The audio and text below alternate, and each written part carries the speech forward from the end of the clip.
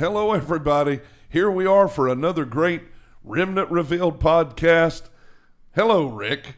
Hey, how are you? I'm doing good. How are you? I'm doing great. We got a good friend here with us today. Hey, don't forget, subscribe, hit the bell, and write us some comments, say something. Hello, hey, are you in the building? What's going on? And we do have a great guest today, all the way from Las Vegas. Nevada. Do not say you guys learned. Right? Nevada. Okay. Do not say is Nevada. wrong. It's not even correct. It is Nevada. We get, And it's Terre Haute. there you go. Hey, there you go. You See? practiced last. I learned. You practiced It's a little last back and night. forth. That's what she did. He was in the hotel room. Terre Haute. Terre Haute. Terre Haute. That's awesome. Terre Haute, Indiana. Terre Haute, Indiana. Well, Randy, it's good to have you on the podcast with us today. Thank you. It's a pleasure to be here. What a great career and a great life you've led. Just so many things, man. We were blown away by all the stories last night, and of course they're verifiable stories. It's just amazing. I've been very fortunate. It's been law enforcement for me has been just a blessing. I mean, it's had its hardships, it's had its challenges, but that's how you grow. Yeah. Right. And I don't look back with any regret on my chosen profession. Well, we got Randy Sutton here, many decades in law enforcement, pretty well known in law enforcement circles and around the country in different organizations and whatnot. But we really have been trying to get you to stop by here and get the opportunity to talk to you about a lot of the new exciting things that you got going on. And I know that a lot of our viewers will be excited to see that you're actually here with us. We talked about trying to do this, and we didn't really want to do it virtual. And you made it happen to actually get here to Indiana and hang out with us for a bit. So we greatly appreciate it. Yeah. No, I appreciate the opportunity. We do have some exciting stuff happening, and we really want to get the word out to the law enforcement community. And you guys got a great following. Well, we appreciate that. Now, you spent 10 years in New Jersey, right? Right. I began my career. I was actually the youngest police officer in the state of New Jersey at the time. Is I got that hired right? I got hired at 19. Wow. Get out of Yeah, here. they had just changed the age of majority from 21 to 18. Wow. So you could drink, you could vote, you could become a cop. One thing you couldn't do was you couldn't buy ammunition because you had to be 21, right? Yeah. So you could become a cop, but you couldn't buy any. Right. So there, I'm getting ready to go into the New Jersey State Police Academy, which is a tough police academy. You got to live there, right? They got Right. you. And I had to have my mom go buy my bullets for me. That's awesome. And then you left there and you went to Las Vegas, Nevada. Right. So I spent 10 years there. I was a patrol officer for 6 years and then a detective for 4. Okay. And I was actually almost halfway to retirement. And Princeton was a nice town. It was my hometown. But there was 30 police officers. Is that where you were, Princeton, New Jersey? Yeah, Princeton, New Okay. Jersey. Wow. Okay. And I was so bored. Yeah. And I felt like I wasn't achieving what I really wanted to achieve as a cop. In 10 years, you're halfway to a pension or Oh, I know. thereabouts. My coworkers thought I was absolutely Oh, out I of my bet mind. they did.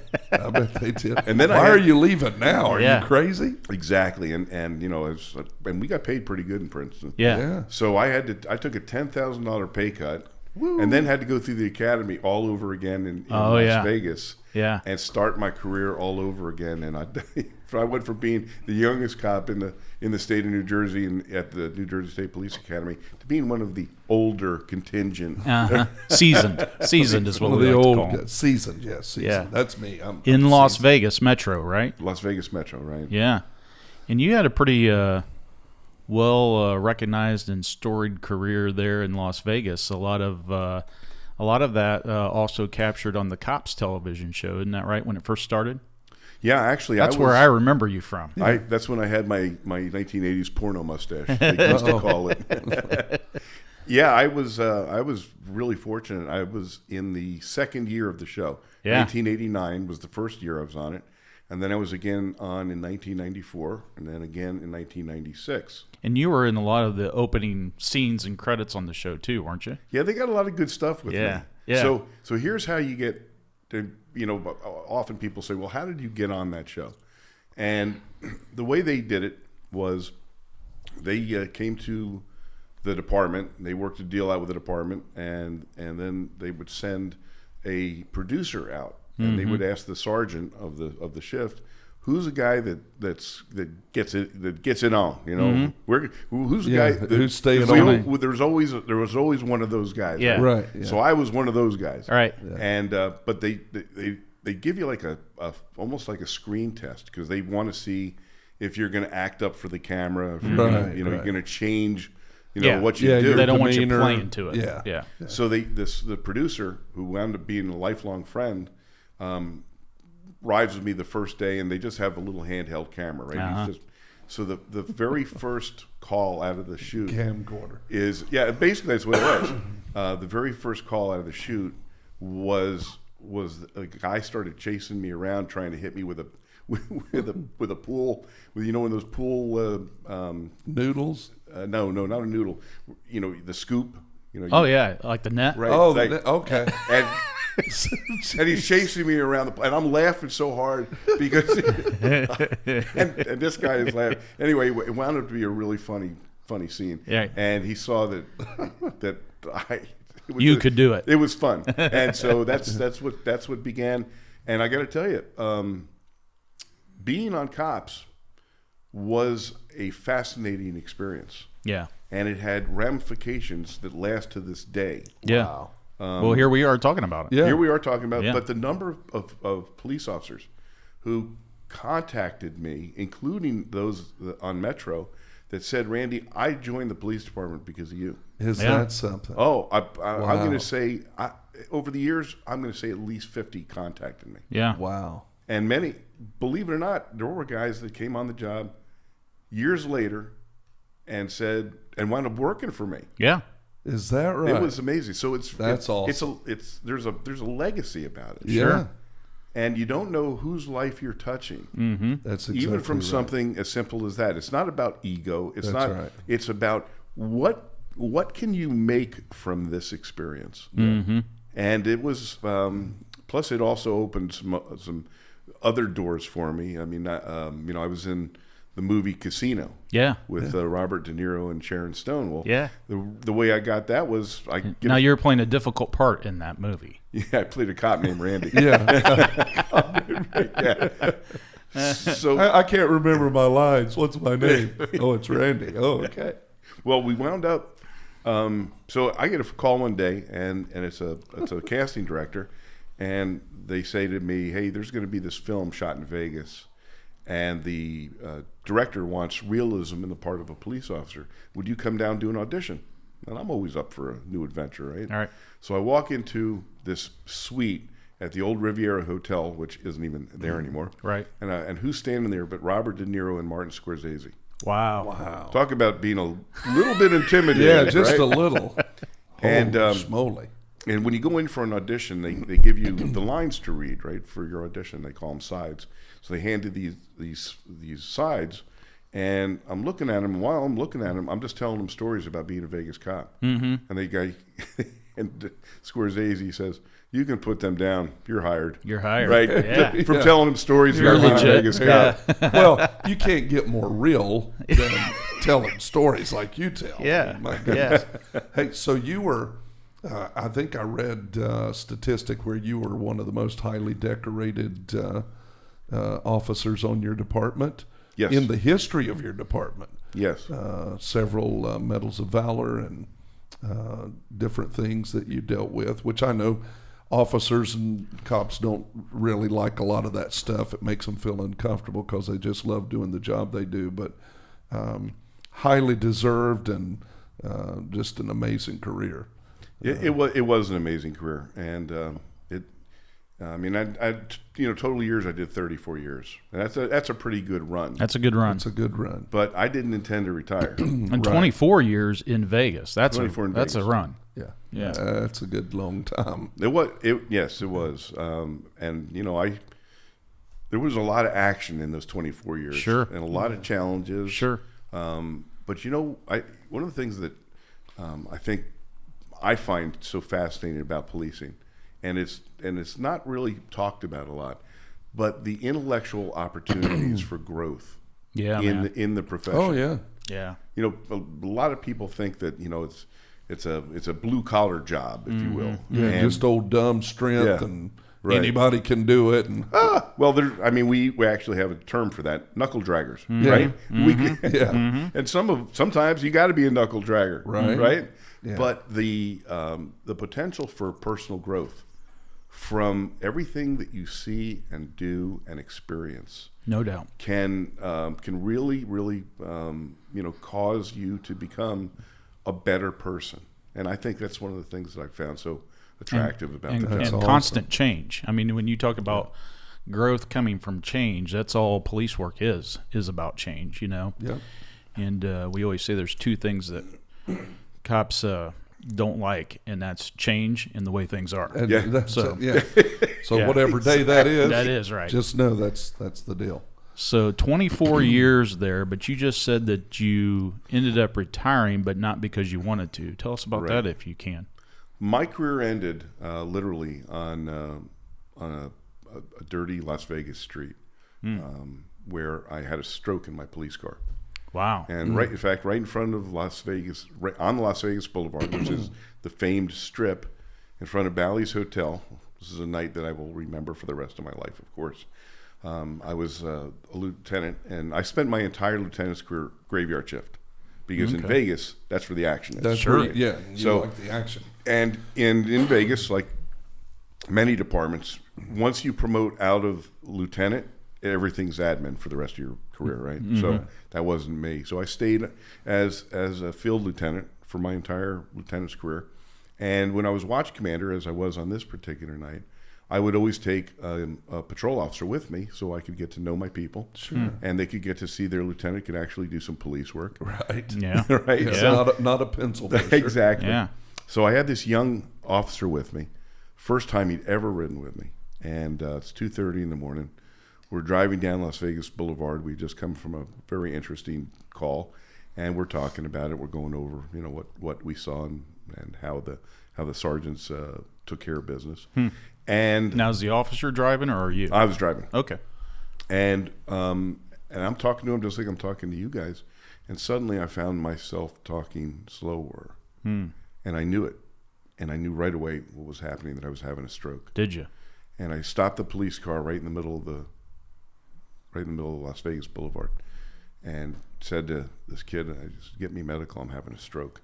And he looks at me like, Are you serious? Is this what the lieutenant does to people? Right? Yeah. He's pulling. This is They're one breaking of those, me in. Yeah, he's breaking. Yeah. It's one of those moments. And he realized that, no, this is serious stuff. And I got out of the car to go around to the passenger side in case he needed to get me to the hospital. And in those few seconds, I started speaking gibberish. And I knew I was speaking gibberish. That was the most frightening part. Yeah. I knew what I was trying to say, but that's not what was coming out of my mouth. I had no control at all. And then I lost the ability to speak, and I lost the ability to move. And I crumpled to the pavement and lay there helpless On the Las Vegas Strip. on the Las Vegas Strip. Wow. And tourists are walking by me, taking my picture while I'm laying there. Look at that. Wow. And I'm absolutely helpless. Now, you guys know I've had some experiences that were very frightening. You know, I've survived a number of gunfights, and I've been in some pretty tough situations. I was never more frightened than I was that night, and I wasn't afraid of death. I was afraid of living like that. Wow. Oh, wow. Wow. And I'll never forget that moment. And once again, though, That's hold on. It just right there, because somebody needs to hear that. That's watching this podcast, who may be an officer who's been injured or an officer that's been badly wounded, and that is, you're not afraid to die. Actually, in dealing with a lot of officers who have had tragic events, I have found that they deal a lot with depression and struggle with the fact that they did not die. They would have rather died. In their mind, sometimes they think that would even help their family more, or that they wouldn't have to be looked at like they are. So that is a huge statement you just made.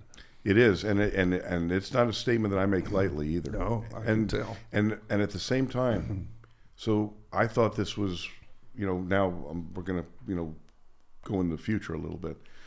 So that ended my career, ended my police career. Sure. And 3 weeks before that, my mother died in my arms. Oh, wow. Yeah. Holy smoly. And a month before that, I was in another fatal shooting. So there was a lot going That's on. a lot. In my brain stress. and in my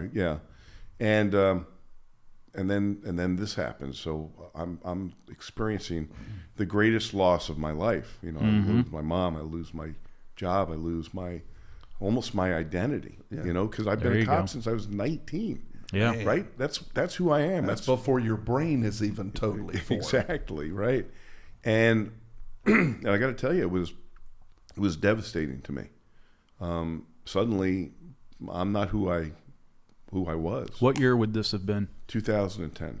Wow. Okay. And now, when I look back on what took place then, I realize that what I thought was the worst thing that could ever happen to me, in reality, gave me the opportunity to touch more lives than I ever could have as a cop. Come on. Hmm. Yeah. Oh, yeah. And so I'm a great believer that things happen for a reason. Yeah. So there's a divine appointment, even in something negative, like you're talking about. Exactly. There's a divine appointment. I mean, I'm a 2-time cancer survivor. Jesus saved my life. There's no, factual evidence that Jesus saved my life, which propelled me really a lot into what I do today. Just like you're talking about. That moment, though devastating, really shot you into the future to be able to touch so many lives that you touch now. It's amazing. Now, let me ask you about that. So from the cop perspective, you said that your career came to an end, not necessarily what you were wanting because of the stroke, but how did that transition occur with your agency and all those other things? Because that's what every officer wants to know, right? Because you're on duty and working, and this occurs. Was that treated as like a line of duty retirement, or what was the situation? I'm glad you brought that up. That's what every cop wants to know right out of the gate. That's right. They're thinking. And I'm going to tell you the story because it was it was once again what I thought was the worst that could possibly happen. And what happened was shocking to me, and that was my own department turned its back on me.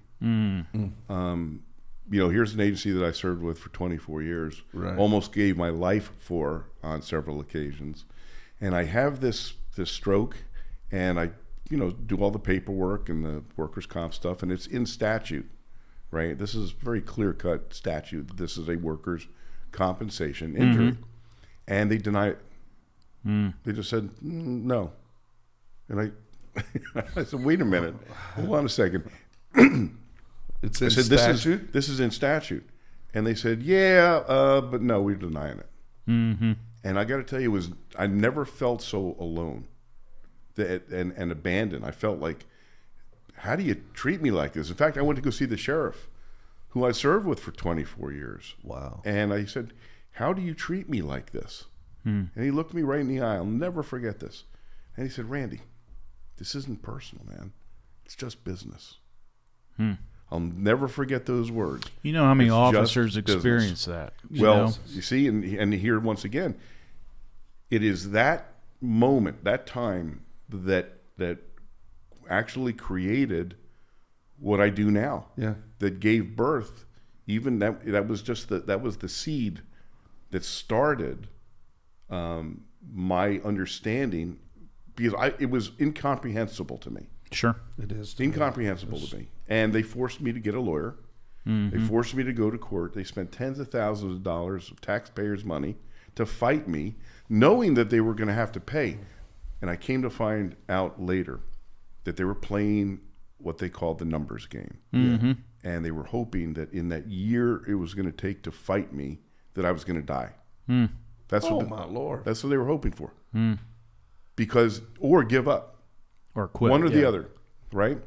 And because if I died, then they wouldn't have to pay me. Well, it is the city of gambling. I mean, But the Russian roulette here. But here's the reality: this is happening all across. That's exactly America. right. Yeah. So, So let's, if I can, just transition a little bit. Yeah. Into, so I now. So this is just 12 years ago. That's the important thing for people to understand, Yes. right? Yeah, It's actually, not like it's 10 years ago, right. or 12. Yeah, 12, 10 years ago. So 10, 12 years ago. I That's not very long ago. Right. well, it seems like a lifetime to me. I know it quite does, honestly, but I right? mean, if you think about it, that's pretty recent. It is. So now I'm, and by the way, then the doctors told me, Randy, you should probably prepare for your own mortality as well. They found out that I had a serious heart condition. Wow. And that's what actually caused the stroke. Mm-hmm. So now, now this is all going on within a relatively short period of time. I lose my mom. I lose my job. Now the doctors have told me, you better come to terms with your own death. Mm-hmm. And this is not anything that I had experienced. I'm processing all this. And I'm thinking about my legacy. I'm thinking about, okay, Randy, what are you going to be remembered for? And because this began a lifelong, to this day, intellectual exercise in my brain. How are you going to be remembered? Right? And what are you going to be remembered for? And so that actually, that's what was going on in my brain. And I'm thinking, now by this time I'd already written 3 books. My first one was called True Blue, stories, police stories by those who have lived them. Yeah, that's the one.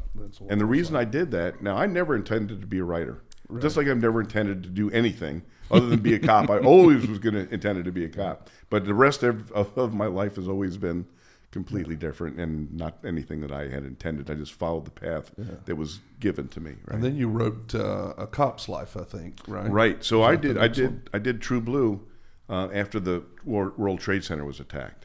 Okay. And I wanted to do something for those families.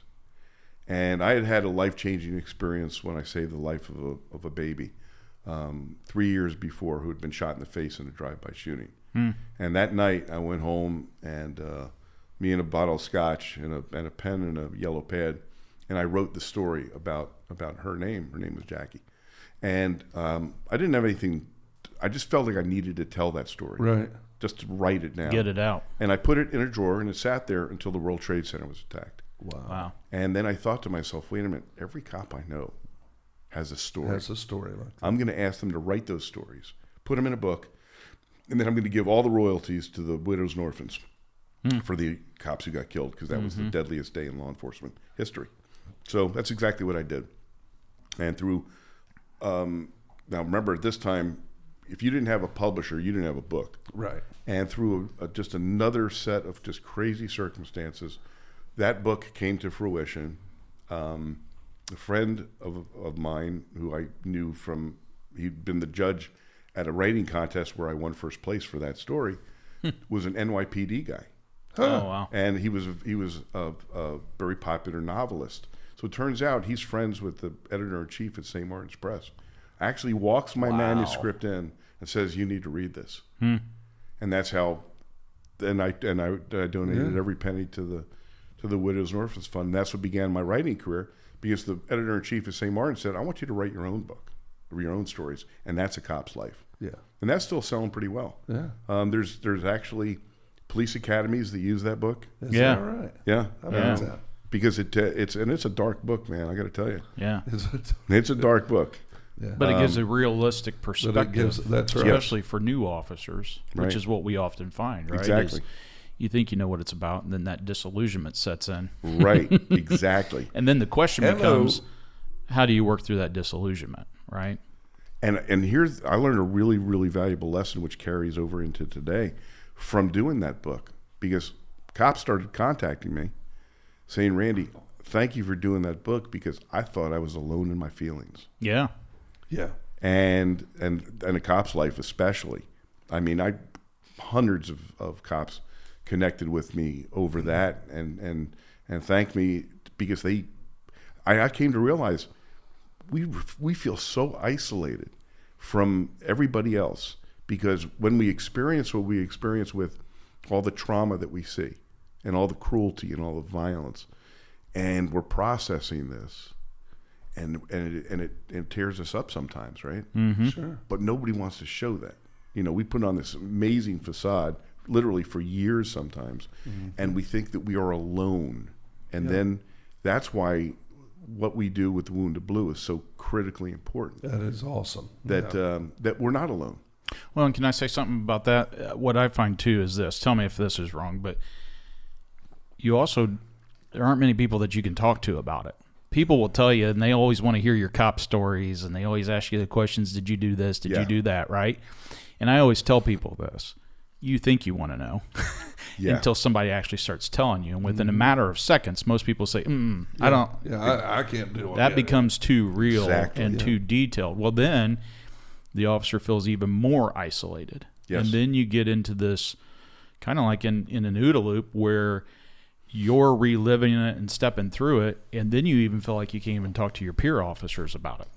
Yep. Right? 100%. And so I think what you're saying is a lot of times when an officer steps out like that, does a book, a manuscript, even a podcast like this or whatnot, I think it gives voice to a lot of officers. It does. And then they can identify with that and say, hey, that's me right there, right? Yeah. It's critical. I'm not the only one. Right. Exactly. And so you say this led to a project called Wounded Blue. Tell us a little bit about that. Before that, so, I was telling you this a little bit about the books that I had written previously. Right. So now I'm experiencing, the loss of everything, and I'm trying to figure out what my legacy is going to be. And I knew it was going to be a book, but I didn't know what it was going to be. And then one day I'm watching some news interview, daytime show, and there's an interview that I watched, and it was with a man named Frank Shankwitz. Now that name may not ring a bell to you, but what he did will. He was the man who created the Make-A-Wish Foundation.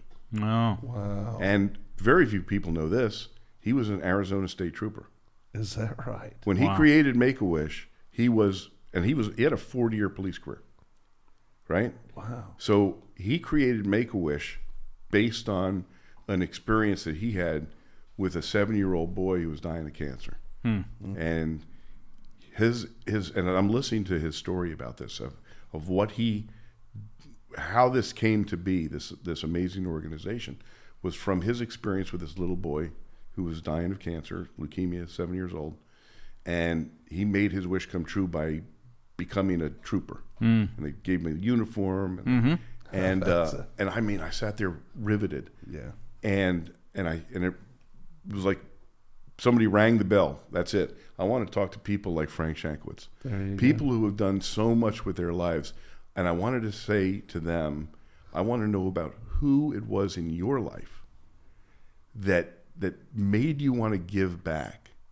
And that gave rise to the fourth book, and that's called The Power of Legacy.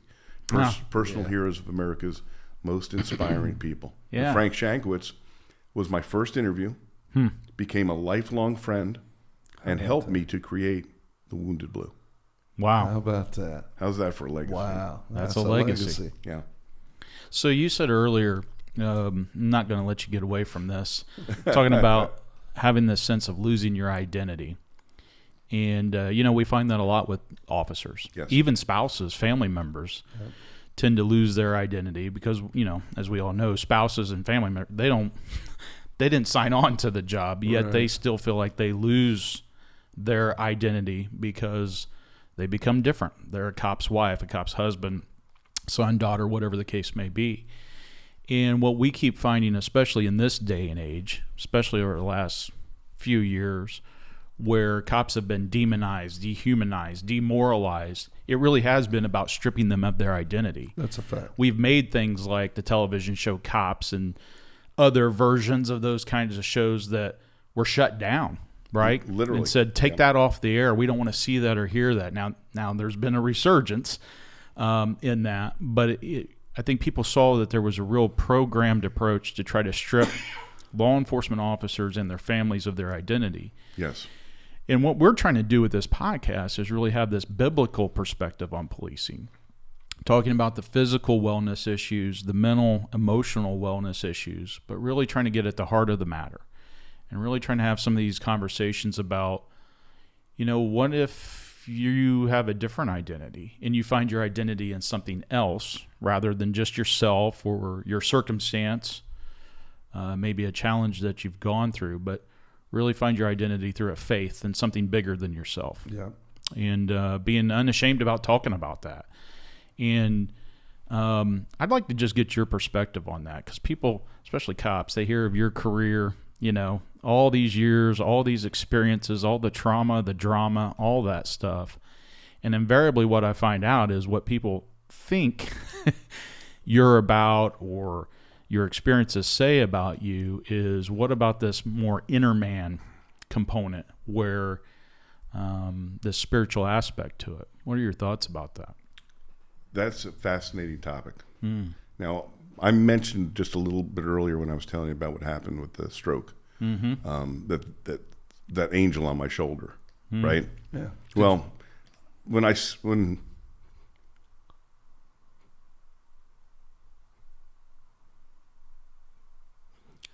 talk about that,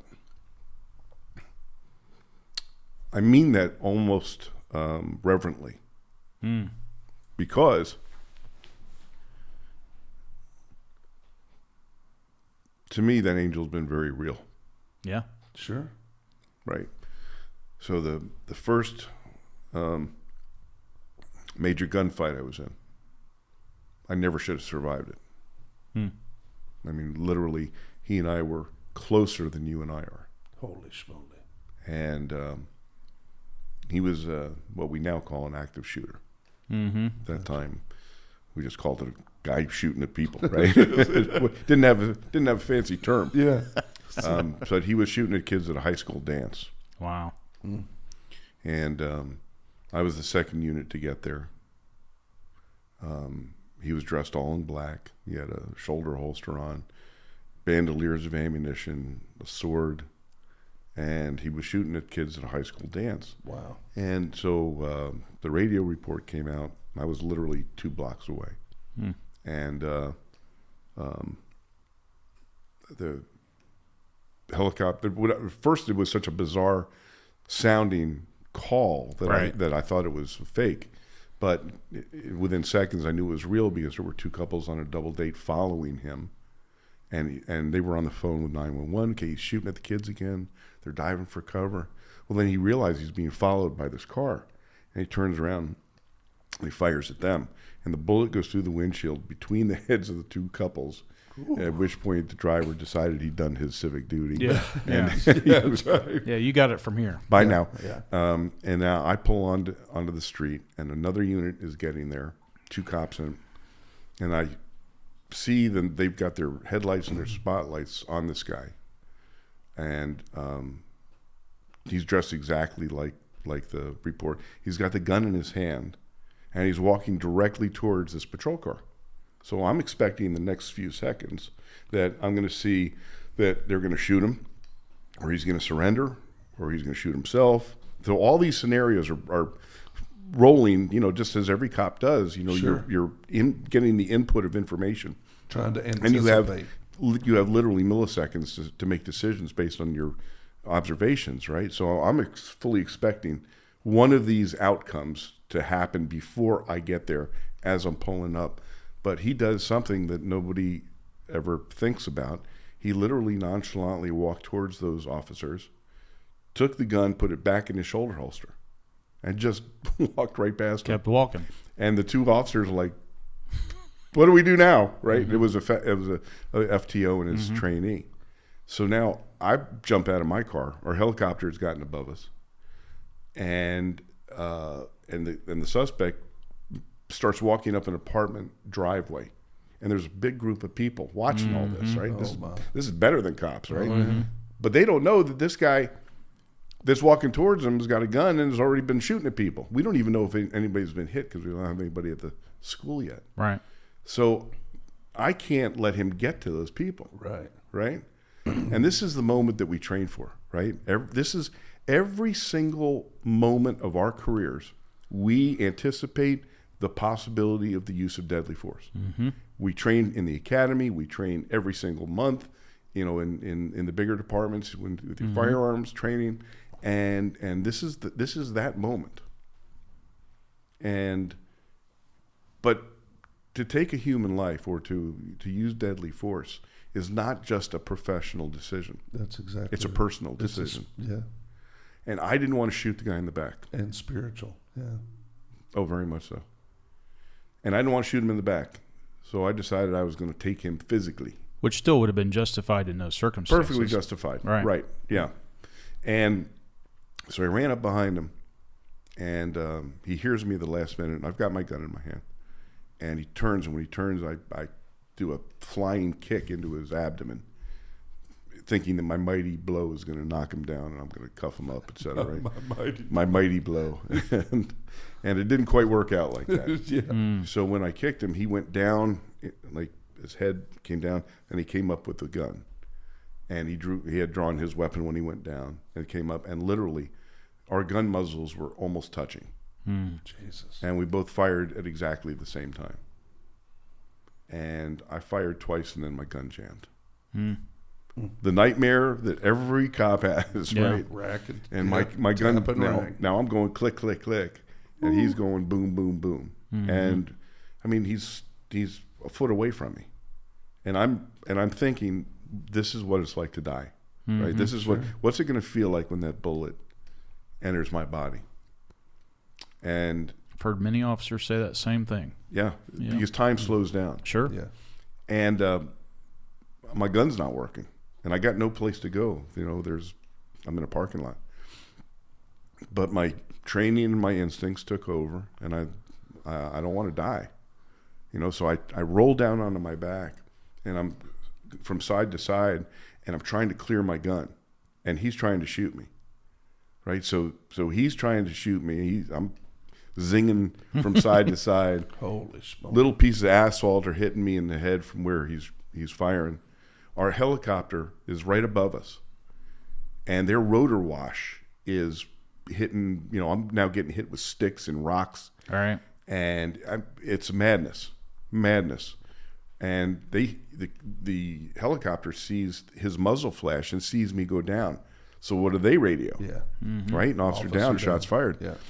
The two cops that were there before me, they figure now's a good time to open up on this guy. So now their bullets are zinging over my head too. I don't know who to be more afraid of, right? Yeah, right. Him or them. And then my old partner drives in and aims his patrol car at this guy.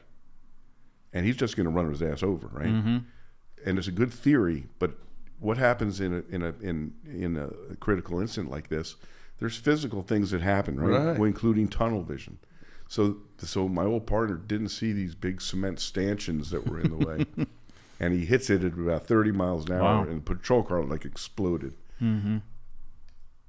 But it took the guy's attention away from me when he heard that massive, crash. And I got up, got my gun working again, and now we're banging it out again. And we're toe to toe. This is like an Old West shooting, right? And riveting. And I actually emptied my mag, do a combat reload, and I remember thinking this: I'm the world's worst shot because nothing's stopping this guy, right? Yeah. And he turns and he runs. I run after him. My partner runs after him, and I'm going to tell you this because it's really germane to what happens today. Okay, so he runs around the corner. We run around the corner. He's hiding behind a bush. Yep. And I hear him scream, "Die!" and then a expletive, "Die!"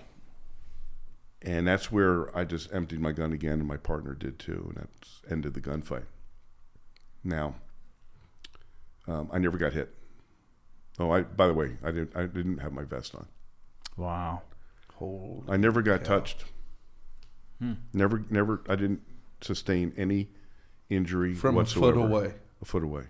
Now, what many people wouldn't understand that don't do the job is, in some respects, that'll screw with your head more than if you had been hit. Right. It was a life-changing event for me. What do you mean by that? Well, I'm going to tell you this. We often hear post-traumatic stress injury, post-traumatic stress trauma, disorder. There is also post-traumatic stress growth. Yeah. And it's a topic that's not talked about as much as it should. That's right. And when I was talking about the intellectual and emotional growth that you achieve as a cop, that you can achieve, that began a different journey for me that night, and it became the journey of why. Right? Yeah. Why did I live that night and he not? Yeah. And I believe, man, that's powerful. So when I talk about the angel, yeah, it's for real. It's for real. Yeah. So now, what a powerful story, because I mean, but here's the thing. So so many officers will relate to every bit of that. Like you said, even if it's just when-then thinking, right, and having a prepared mindset for potential for those kinds of interactions and whatnot. And I think what's moving about all of that is, here again, the officers, they'll relate and they'll get the physical aspect of all that. They'll get the mental part of all of that. But really what you're talking about is you came to a fundamental fork in the road on this spiritual aspect. When you start getting into the why and you start seeing, like you said, and this is where officers can get trapped or they can grow. Yes, yeah. Is when you get into this cycle of all things happen for a reason, right? You've said that. Yep. And then you're also told, if you believe in a God, that God is in control of all things. And here's where the fundamental fork in the road comes. Do you take those two and combine them and say all things happen for a reason and God is in control of all things, therefore when something bad happens, that must be God who did that, which I would suggest is a trap. But because it leaves out one other component, which is there is truly evil in this world. There's good and there's evil, and every officer knows it because you witness it firsthand almost every single night you work. Every night, yeah. That's why we say you're standing the thin blue line. It separates good from evil. And when you're standing on that line, you cannot remove evil, the spirit of evil, from the equation. And so the point we keep trying to demonstrate to officers is, listen, everything happens for a reason. God is ultimately in control of all things, but there is also evil that is in this world, and we also have free will as well. And the way that you often can work through that with growth is recognizing that God doesn't cause bad things to happen. That's right. He can use them. He can use them for his good, our good, but he doesn't cause bad things to happen. There is an evil one who does that.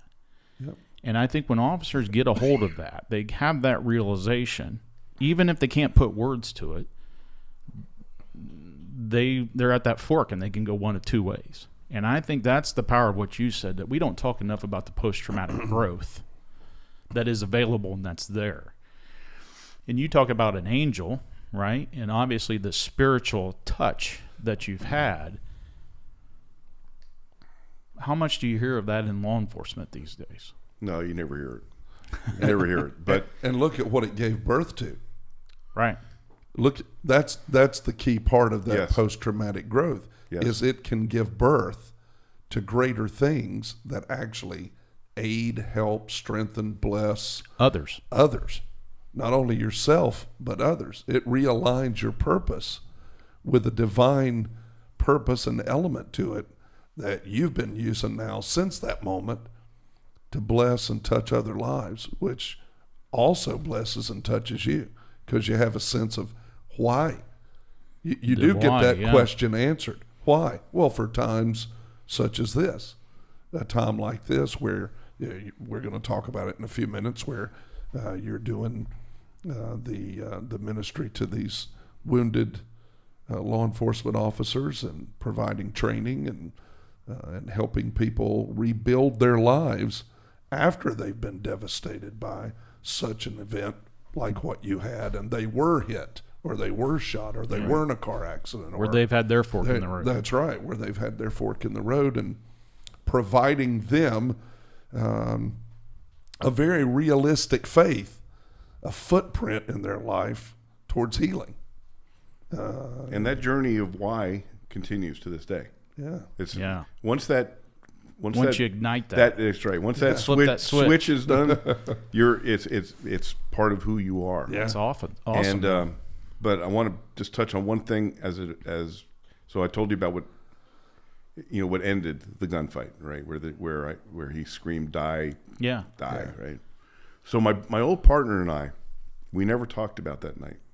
Now he and I had been in the academy together. We lived together. Wow. And we, were in our first fatal shooting together, right? That's pretty powerful stuff. Wow. Mm-hmm. But after that night happened, of course, we did what all cops did at that time. We went out and got drunk. Right.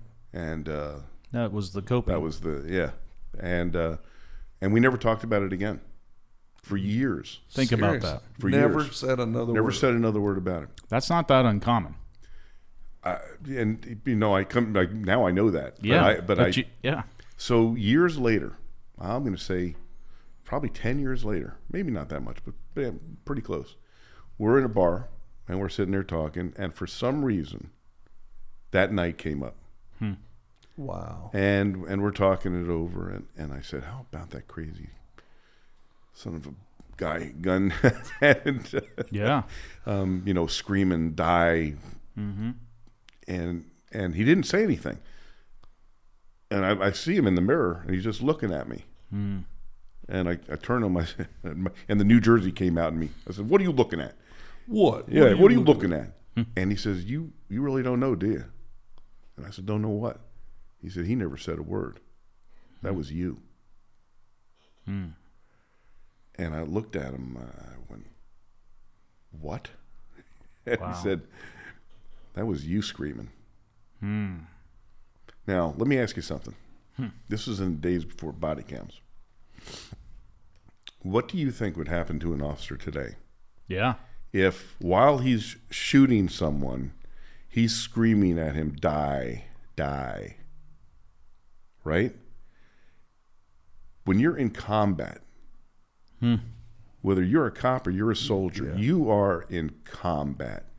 And this is one of the things we have failed to do as a law enforcement, in law enforcement, is to explain in reality terms what happens in combat. Yeah. Instead, we suppress it. Yeah. And we don't allow the warrior spirit to happen because of the term. But you are, and you better be prepared to be a warrior. Oh, absolutely. And so now I look at that and I say, if that had happened in this day and age, I would have been indicted. But that was survival instinct coming out in you. I want to read this scripture because this scripture came to my heart this morning. I want you guys to listen to this scripture. It says, "I have cried." What's the address? Where It's Lamentations chapter 2, verse 11 and 12. Okay. For those who are looking. But he says, I have cried until my tears no longer come. We've helped people like that. We've helped officers like that, where you just can't cry anymore. It says, "My heart is broken. My spirit is poured out in agony as I see the desperate plight of my people. Little children and tiny babies are fainting and dying in the streets. They cry out to their mothers, 'We need food and drink.' Their lives ebb away in the streets like the life of a warrior wounded in battle. They gasp for life as they collapse in their mother's arms." And that scripture came to mind about the warrior who's wounded in battle, and that's really what you're talking about. Is that there's an anguish, we don't do a great. I think Force Science has probably done the most research and study on what happens to the human psyche, the human spirit, the human body when you're faced with having to make those decisions like you made. In that desperate moment where you're trying to survive and you got your partner with you, that is what you're hoping. I've been shooting at you now for 2 clips, trying to get. I've been, for some reason, your bullets aren't finding me. tonight I'm probably going to be the instrument that God uses to take you off the planet. So die. Please die. Would you? I mean, you didn't use the word please, but... No, I didn't. No, but that is, I mean, that brings in context the effect that this battle deal that officers are in today on the streets can bring into your life the pain of these moments in this situation, where you don't talk to somebody, you don't even talk to your closest partner. I guaranteed you thought about it. Oh, that moment's never far from my conscious. Always right there. Right. Yeah. Well, and that gets back to where you don't just have, it's not about being wounded physically all the time, right? We now know That's with right. post-traumatic growth and issues that your brain is really bruised.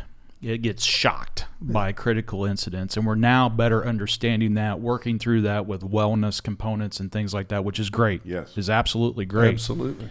But what I keep finding, and it's why me personally, Rick, is really kind of drawing this line in the sand for myself, which is what you said just a minute ago. We don't talk about the wound to the spirit of the officer. Right. And I think that's the game changer. And the more that we do that, that's why we're doing this and having these tough discussions. And I have no problem speaking to people, fellow cops, about it anymore, because I'm tired of watching so many of them being taken out by this.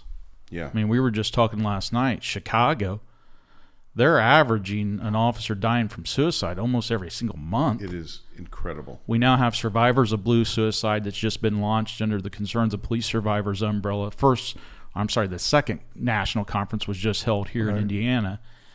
And we're seeing national legislation that's now taking effect related to that, all these other things. But again, we keep talking about, like you said, we used to deal with it by, drinking at the bar. But you know what? It got a lot of folks through. Doesn't make it right, but a lot of folks through and a lot of folks that did not.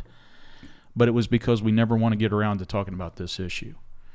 And I think the courage of men like you, women in the field, who are willing to put themselves out there to not only tell their stories but talk about that, that's where officers connect. Because as much as we don't talk about all this other stuff, we definitely don't talk about that. And what would your message be to officers out there on that front? Well, I have a lot of messages. my life is about messaging now. My life is about you are not alone. Yeah. And you're normal.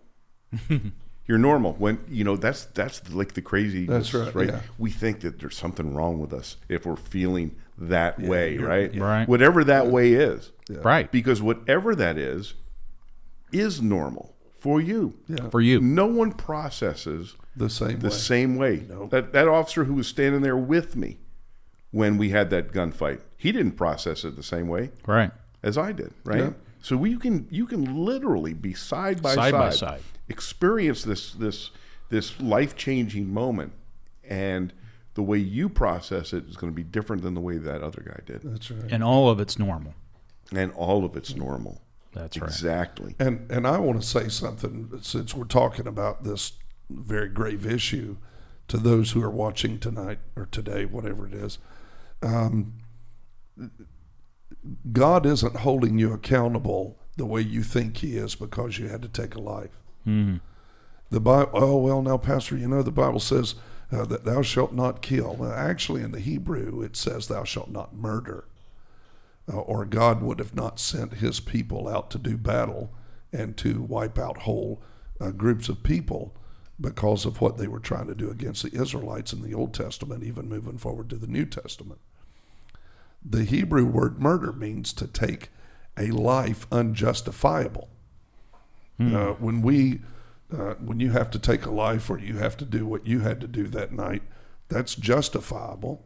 And even though the coroner may put on the death certificate homicide, it's justifiable homicide. And God doesn't judge you for that life like you may have been told or some activist may have screamed at you across the line. God deals with that because you stood between evil again and good, and you did not what you wanted to do, but what you had to do. You did what was necessary to protect yourself and others. So many officers need to hear that. And you need to be free in your heart. The Lord's going to deal with you righteously, and that righteous judgment is you were an instrument that night of protecting other human beings, and you protected way more life than the life you were forced to take. That's why we call it use of force, because you're forced to use force above the force that's being used towards yourself or others. And so I'm grateful that you did what you did, because otherwise we wouldn't have met.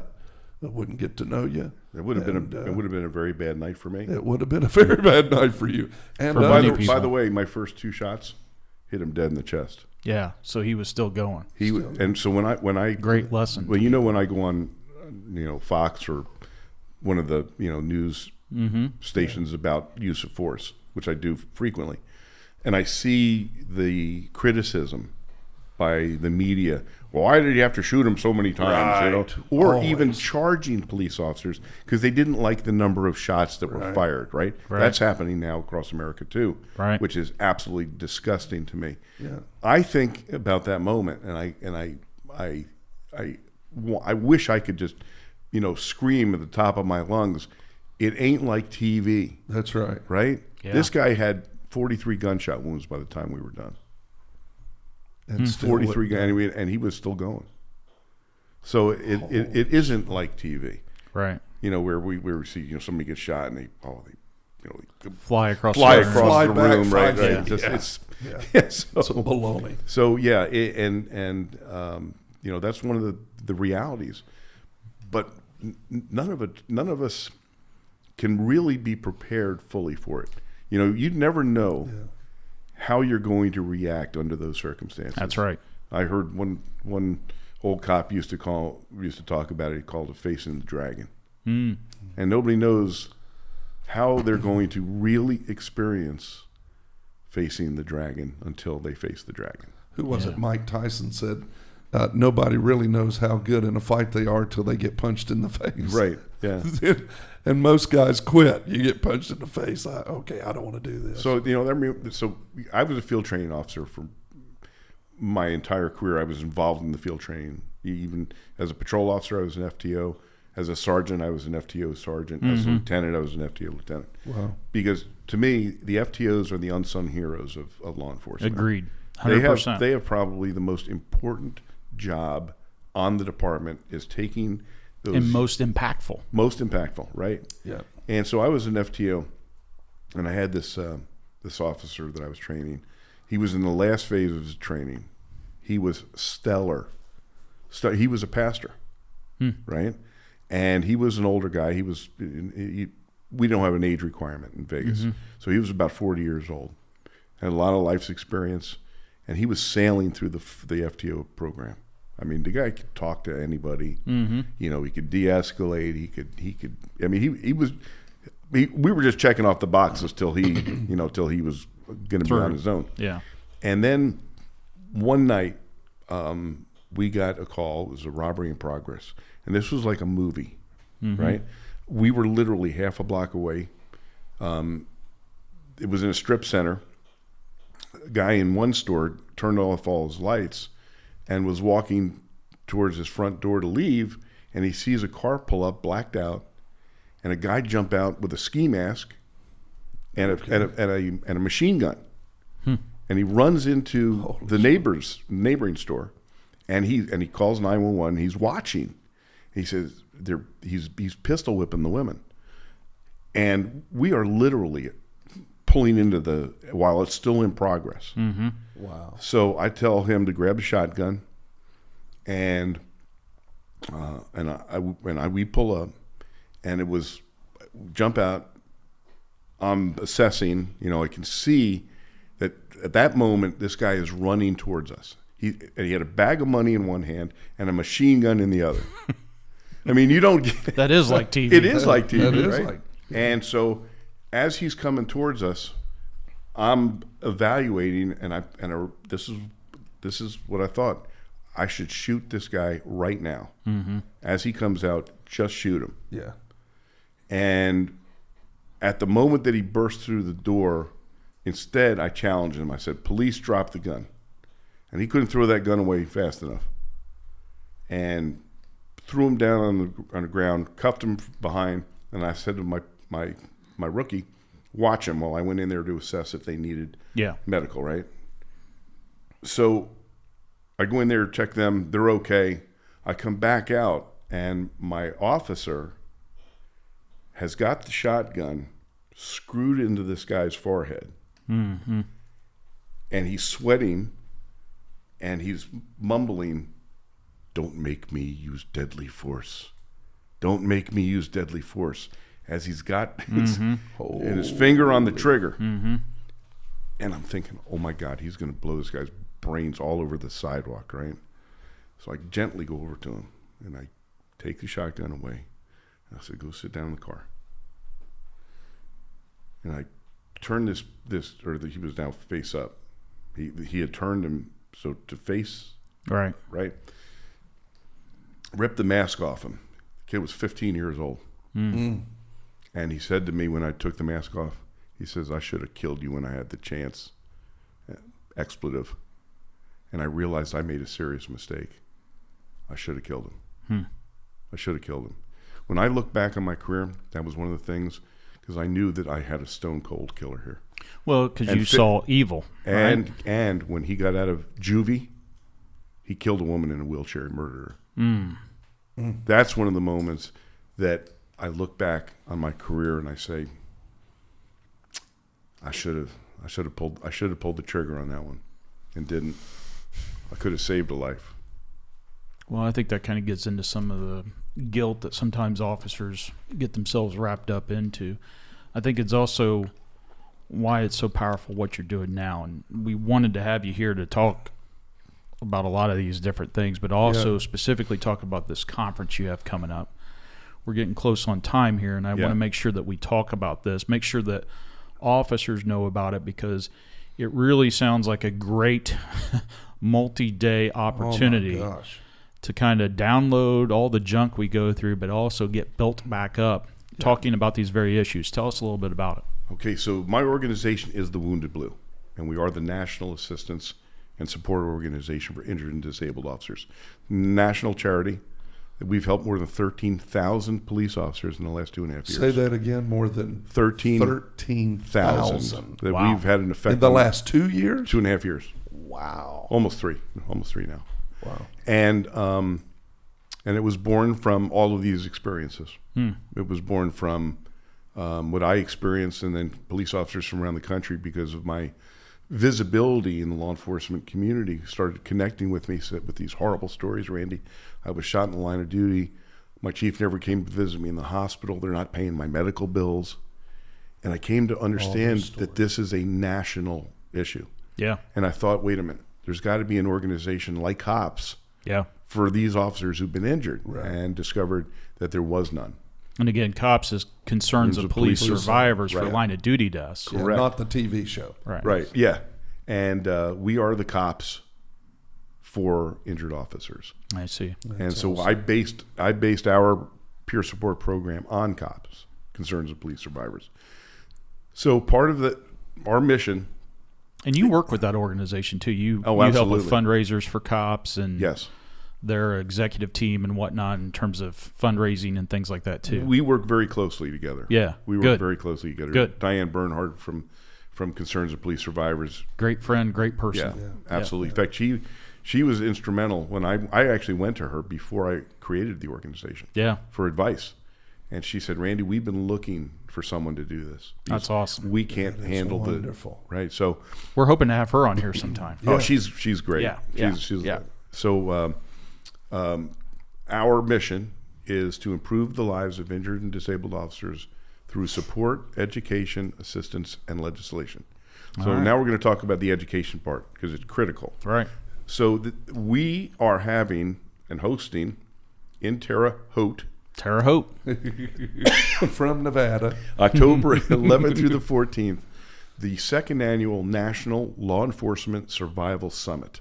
Awesome. And this is this to me is one of the most important things that we as an organization can do. We did it last year. It was amazing. It's phenomenal. And it's every aspect about surviving a law enforcement career. Yeah. Physically, tactically, emotionally, psychologically, your families, your relationships. Spiritually. Yeah. Spiritually. In fact, you mentioned Force Science. Yeah. Von Klein from Force Science is one of the presenters. Wow. Okay. Mark Lamb, Sheriff Mark Lamb is going to be a presenter. David Betsy Smith. You know, and here's the weird way that the world works. Dave Smith is one of the most famous police trainers in the country. Yep. He was Buck Savage. That's right. Buck Savage. And always watch the hands. Always, exactly. Right. And so he and his wife Betsy, who is a retired police sergeant from Illinois, they were the lead instructors for the Caliber Press Street Survival Seminar. Street Survival. That's what I was raised on. Me too. Yeah. Well, remember, one of the things that they drilled into you was crisis rehearsal. That's right. Always see yourself as a winner. Always put that. And I tell you right now that I believe that that's what saved my life when I had that shooting. Sure. Yeah. Because I had practiced crisis rehearsal. Brother, I could tell you all about this. Positive self-talk. Yeah. Having a card. Right. I love it. So David and Betsy Smith are and it's right here. It really is truly right no, here. No, it really is. Yeah. But yeah. Street Survival Seminar is phenomenal. Phenomenal. Yeah. So they're part of the instructor team. So literally, if a police officer has one training opportunity to go through a year, it is this National Law Enforcement Survival Summit.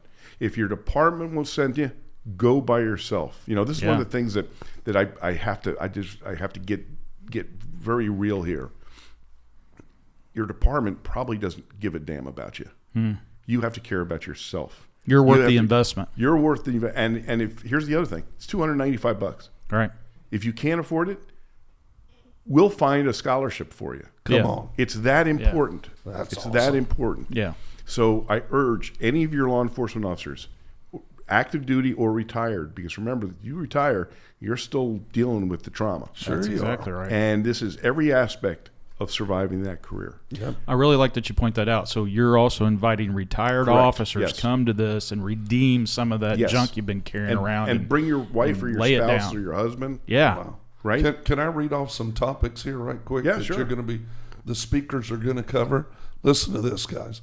The winning mind, the importance of spiritual wellness, surviving police leadership, post-traumatic stress growth, that we were just talking about, building resiliency, healing as a family after a line of duty death or severe injury. We deal with that all the time. We know what that's. Incredible and inspirational stories of survival, PTSD, the real signs. Man, these are some powerful. It's a 4-day conference, yes, right? So tell the dates again. October 11th through the 14th. Wow, it's coming up in Terre Haute. Yeah, it's only a Terre month Haute, away. Indiana, on the border with Illinois. Yep. So your website is www.thewoundedblue.org, and there's a registration page, so people can go to that site and hit the registration page. I'm sure you've got PayPal or something there. Exactly. And if you can't afford it, you just contact me, Randy, at thewoundedblue.org. And we'll find a scholarship for you because we're working with 2 amazing local charities. Oh, that's awesome! That are part of this, and one. Can you share who those are? Yeah, Project 703. Oh, it's on there, isn't it? Yeah, it's on there. Yeah, okay, gotcha. And here's why this is so important. One of those organizations out of Illinois is Amber Oberlin, whose husband was murdered in the line of duty. And Shelley Klingerman, who is in Terre Haute, her brother was murdered in the line of duty. And both of those entities are bringing the Wounded Blue in. So we're partnering with them. That's and awesome. I got to tell you, man, Again, giving purpose for their pain. Yes. Yeah. These are 2 amazing women. 2 amazing women who have taken their pain, created this ability, and they saw the Wounded Blue in action, right? And they said, we want you to bring this to the Midwest. Yeah. So that's what's happening. Awesome. National conference being hosted in the Midwest, and coming up October 11th through the 14th. Correct. Brother, I got to tell you, I know you got a ton more stories, and I know people are going to want us to have you back on to talk more. Would you Of come course, back? absolutely. But what I would say also is folks go to this conference because they're going to be able to hear more, interact with you more. It's well worth the investment in yourself and your family to do that. You also have a podcast that you do on a regular basis as well. Tell us about that real quick. It's called The Voice for American Law Enforcement. Yeah. And wait a minute, do your radio voice. Hi, this is Randy Sutton. There you go. He doesn't sound That's like a great voice right there. That is a great voice, man. One more time. I reserve that for special occasions. I've been on there a couple times with Randy. Yeah, Rick has been a guest several times. Yeah. And you know what? I think we were doing just radio format. Now it's a video format as well. Yeah. So it's on AmericaOutloud.com. AmericaOutloud.com. It's heard on iHeartRadio. Awesome. And it's on all the podcasts, all the platforms. All the platforms at all. That's awesome. So yeah, I urge people to go to that. See me on Facebook. Yeah. Facebook's a very interesting animal. That's a whole other Now, world. how many seats do you have for this conference? Is there a limit? I mean, is there a set limit where people? Yeah. We probably cannot go more than 250 because of the space that's available to us. I think we can do. I think people can do 250. I think we could get 250. But people need to get registered. They need to get registered now. That's my point. You don't want to delay. Right. You want to get registered now because there is a limit. Correct. So. Yes, and that includes your meals. Okay. Wow. Plus, there's entertainment. Hey. Wow. All Because right. I do not have a training Are you conference. singing? I might. Oh man. I actually do have an album out. Do you really? Why wouldn't he? Man, you're into everything. Why wouldn't he? I'm from New Jersey, man. You gotta- So, man, you were talking, and I want to close with this. You were Wait a minute, talking. before you do that, I want to give you guys something. Oh, Oh man. This is our challenge coin, man. Thank you, sir. and of course, How it's got Oh, that's awesome. "Never Look at Forgotten, that. Never Alone," which of course is on my T-shirt. Yeah. And if That is beautiful. anybody wants to get a T-shirt like this, Check that not that you're going to fill it out as well as I do. No, never. But go to the website. Like, Never we're trying to forgotten, reach never over- alone. Right. Try to reach That's over all key. these microphones. That's And awesome. we're partnered with Relentless Defender, who makes our shirts. Okay, great. And they're all available on our website, or go to Relentless Defender and put Thank in you the very blue. much. That's very awesome. beautiful. It goes Thank in you, my man. collection. Well, you know the respect level of those challenge coins. That's exactly right. You saw my collection in there. I did. Above the coffee I did. mate. I Yeah. sure did. Now here's the deal. You were talking about what's my legacy going to be. I got to tell you, brother, I think you're leaving quite the I legacy. think you are too. And the key on leaving a legacy is when I had a very good friend of mine, Bill Westfall, who's been on this podcast, Great guy. has always shared this. A true legacy is when you have done such a great work that people don't even remember who was responsible for it. That's right. It's just That's a way cool. of I like life that, for them yeah. now. Just the way it is. That's a true legacy, my Yeah. friend. And when you talk about finding your mission, I just encourage you and others watching, stay tied into not just your mission, but your co-mission That's right. and who you co-mission yourself with, which I always encourage and point everybody back to, which is Jesus the Christ, who said, "Blessed are the That's right. peacemakers." And I'm gonna give a scripture here at the Yeah. end of this. Proverbs 21 and verse 15 says this, because this is really what you're doing. It says, "Justice is a joy to the godly, but it terrifies the evildoer." There you go. And you are literally providing justice for these wounded warriors, as you say, who may or may not have gotten a square deal because you didn't. And you're providing justice. And we can tell just being with you, man, it's the joy of your heart. I mean, you're going everywhere, All that spending stuff was all worth your it. days and hours and Yeah. your life, the rest and remainder of your life, doing a godly thing to these other men and women and families of law enforcement officers that have been wounded. I have another phrase. He'll tell you. He can finish it. I love you, and there's nothing you can do about it. We're thankful that you're doing what you're doing. Thank you so much for your life and for sharing these stories with us, but also for living them and surviving them. And it means a lot to us, and for the challenge coin and being with us today. Why don't you close us out with It's a prayer? it is Yeah. my pleasure to be here. Thank you, sir. Hey, wherever you are right now, If you're in your car and you're listening to this, do not bow your head and close your eyes. I'm pretty sure that the Lord can hear your prayer and acknowledge you with your eyes wide open. Praying with your eyes open. Being careful about your surroundings.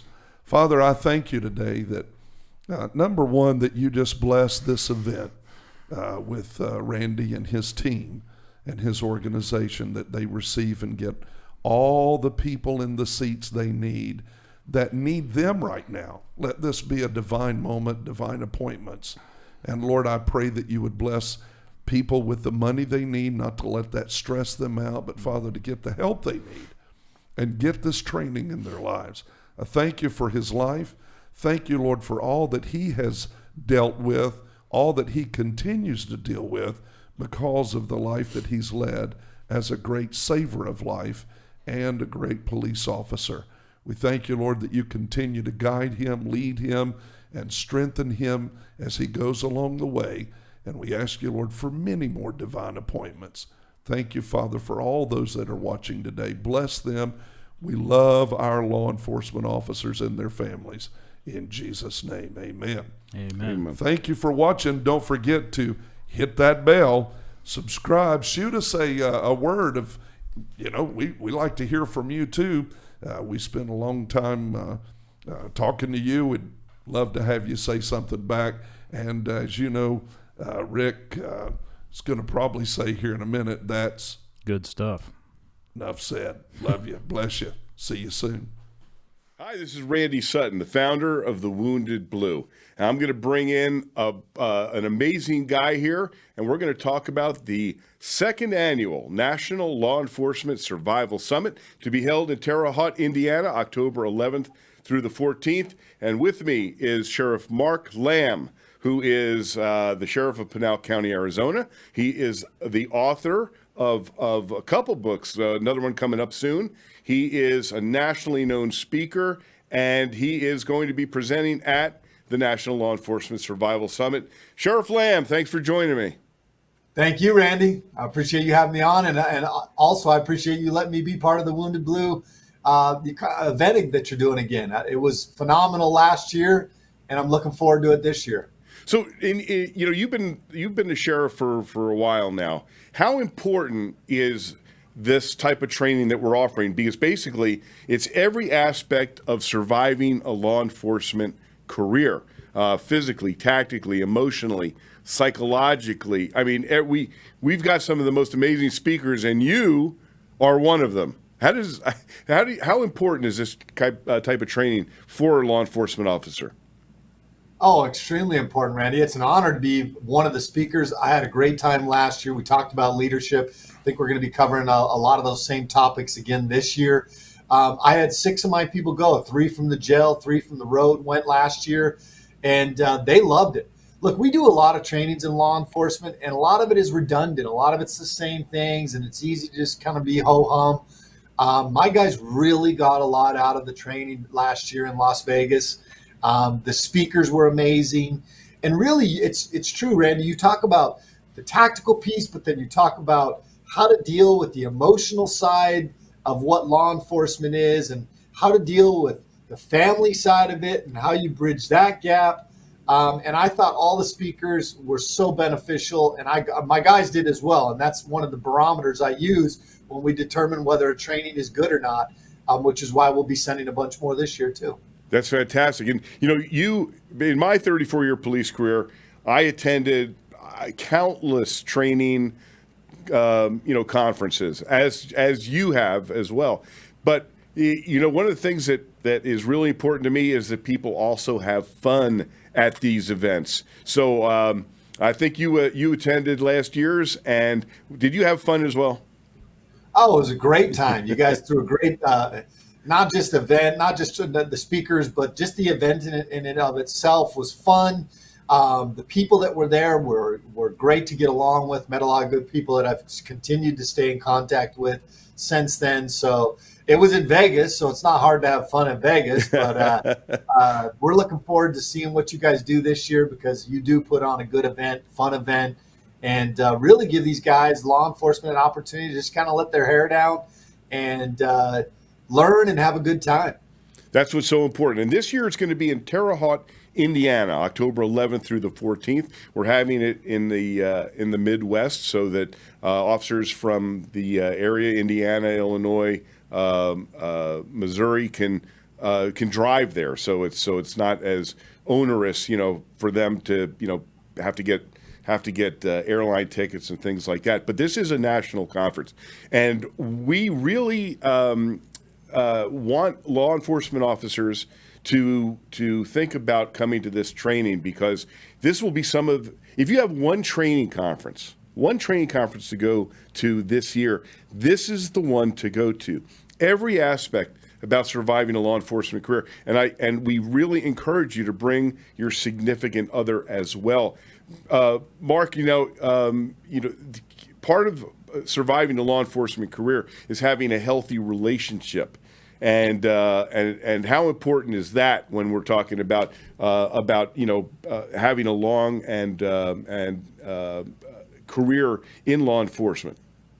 Oh, it's extremely important. Well, I think we have an extremely high divorce rate in this profession, which goes to show you need as much training as you can get on how to make sure that doesn't happen to you. When you go out and you work with, you're pushing your emotional,